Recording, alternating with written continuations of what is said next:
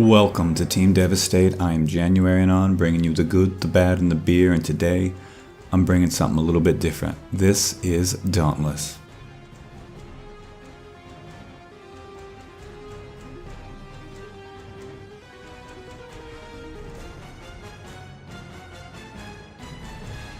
Dauntless is a Monster Hunter style MMO. Parties of up to 4 people can set out on hunts to kill large monsters and collect their loot. The game is currently in closed beta and doesn't run amazingly on my system, but it was fun enough for me to want to talk about it. The game will be released as a free-to-play sometime in early 2018. My first thoughts are really positive. I've only had the game a week, but I do my best to play it every chance I get. This is the first Monster Hunter style game I've really tried to get into, and I'm really happy I did. The monsters are engaging, the controls feel tight, the art is awesome, and the sound design. Oh, these monsters sound great. The art is something I want to highlight. I feel like it's kind of some mix of like flying Vikings with Pacific Islander. I love the little airships. I think they're really neat. I'd love to see an opportunity to customize, to color, and change them like you can with the armor. I love the character models.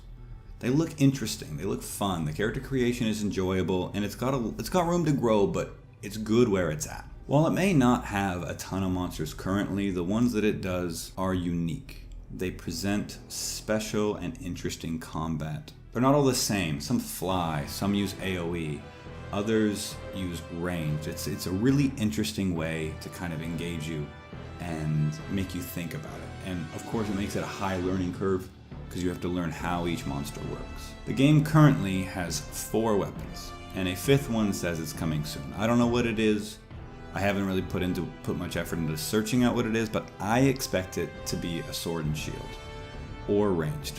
Those are kind of the only rooms, because currently we have a big sword, a big axe, a big hammer, or 2 dual-wielding big scythes. Coincidentally, all the monsters are big, so big weapons, big monsters, it all works out. While not hunting, the players can freely walk around a well-crafted village with various NPCs, quests to pick up, upgrades, and other players. This is where you can find other players to join you on the hunt, form a guild, and hang out. Town chat's a lot of fun, it's just shitposting. The quests are typical for MMOs of the genre. Kill monsters, upgrade gear, then kill harder monsters. Some quests have you scavenge collectibles, others have you kill specific monsters, and others need you to kill monsters to get certain parts, which require you to break a part of the monster to get a chance to get it. It gets a little grindy, especially if you're looking for specific parts or leveling up gear. When a hunt is selected, the players set off to an island, which this is just an instant, with a single major mob. There's only the one. There are collectibles, rocks, wood, plants, you name it, you gotta find it. This is how you make your gear, how you consumables, potions. You're going to want to grab those as fast as possible. Fights take a little while. If you're fighting something at your gear score, 2, 3, 4 people, you can expect it to take 10-15 minutes. If you're alone, it's going to take a lot longer. This is really common in the genre, but when they hit a certain damage threshold, they just run away, and so you have to go search for them again. That can be really annoying, which is why you can kill them fast enough, but you most likely won't in the beginning. They'll run away. My one major criticism right now, beyond gameplay, which I think has room to evolve. I don't want to poke holes in a ship that's not fully built yet.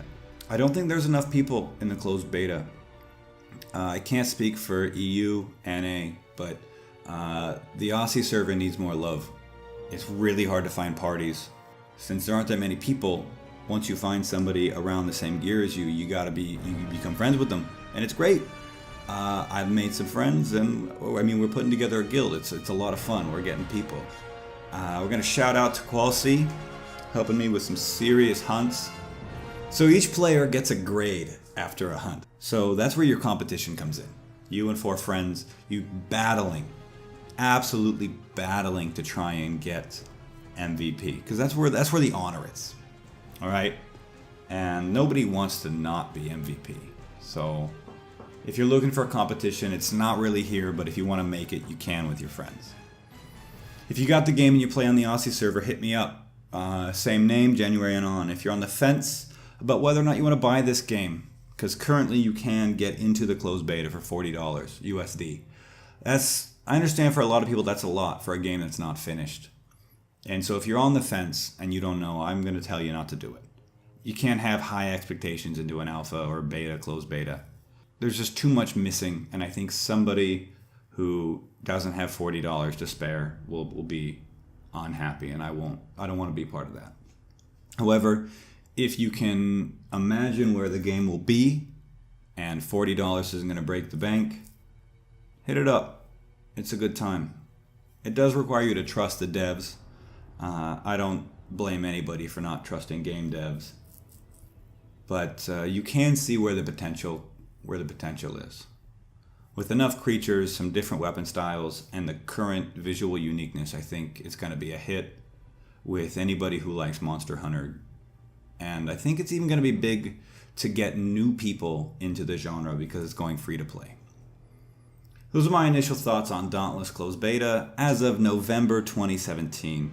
If you liked the video, please give it a big thumbs up. Subscribe to Team Devistate for upcoming team news, talk shows, and a whole lot more of me. JanuaryAndOn out. Cheers.